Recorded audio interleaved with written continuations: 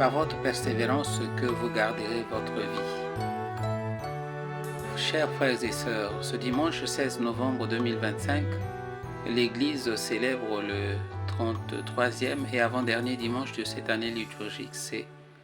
Et comme il est de coutume et de manière générale, la conclusion d'un parcours, d'une expérience ou d'un projet exige toujours une évaluation pour rendre, sinon se rendre compte du parcours effectué, du niveau des objectifs atteints en vue d'une amélioration ou d'une projection pour un futur meilleur. Et si cela s'avère nécessaire, voire indispensable dans la vie ordinaire ou commune, il l'est aussi dans la vie spirituelle en tant que baptisé, pour nous rendre compte du parcours spirituel effectué depuis notre baptême ou notre prise de conscience de notre statut de baptisé jusqu'à présent. Ceci en vue de savoir si nous avons évolué ou si nous avons reculé ou encore si nous faisons du surplace, ce qui n'est pas souhaitable d'ailleurs. Les textes liturgiques de ce jour vont effectivement dans le même sens, avec un ton relativement sévère pour ne laisser personne dans l'indifférence, car il faut se mettre au travail.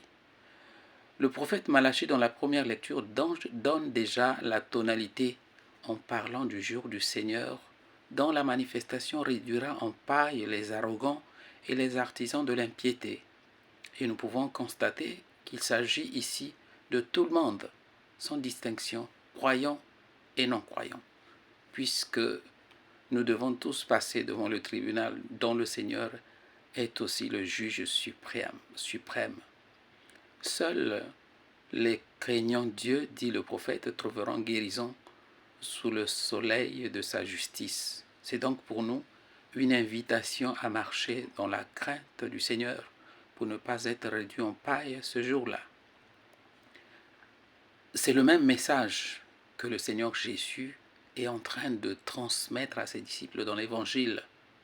Ses disciples préoccupés seulement à admirer la beauté du temple au lieu de se concentrer sur l'essentiel qui consiste à rechercher, à comprendre, sinon vivre selon ses enseignements qui les mettront hors du danger et les feront supporter le jour de sa venue. Car, dit le Seigneur, l'objet de leur admiration sera détruit, étant donné que son rôle ou son utilité avait été trafiquée par les commerçants et autres hommes d'affaires. Le Seigneur les invite à faire de telle sorte que aucun motif ne puisse les distraire de cet objectif qu'est vivre dans la crainte de Dieu et selon sa parole, même si ce sont les guerres ou autres phénomènes désastreux, naturels ou sociaux. D'ailleurs, il annonce qu'il leur sera mise la main dessus et trahi même par leurs propres parents à cause de leur attachement au Seigneur. Et ce sera là pour eux l'occasion favorable pour rendre témoignage de leur fidélité à lui. Car, dit le Seigneur, c'est bien lui-même qui mettra les paroles de défense dans leur bouche. Et c'est à travers cette persévérance que la vie sera sauvegardée, leur vie sera sauvegardée. Chers frères et sœurs, ces invitations du Seigneur à ses disciples s'adressent aussi à nous aujourd'hui, car si certains n'ont pas encore fait l'expérience de ces situations ou des situations similaires pour leur foi ou dans leur vie de foi, d'autres par contre en vivent déjà, voire au quotidien.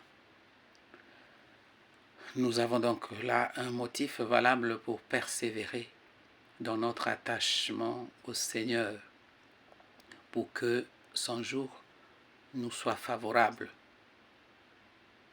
Dans cette lutte pour la sauvegarde de la vie face aux multiples désastres sociaux, Saint Paul nous exhorte à éviter le désordre, à prier et à travailler, car la paresse est aussi source de beaucoup de déviations. C'est de cette manière qu'ils ont vécu eux, et ils ont vécu aussi leur ministère, devenant ainsi pour nous des modèles à suivre.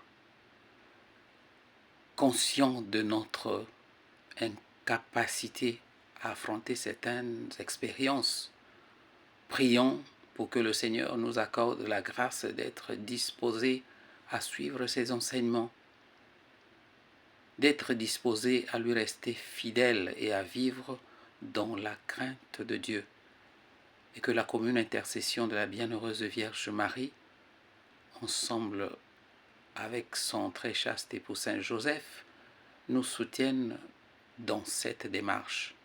Amen.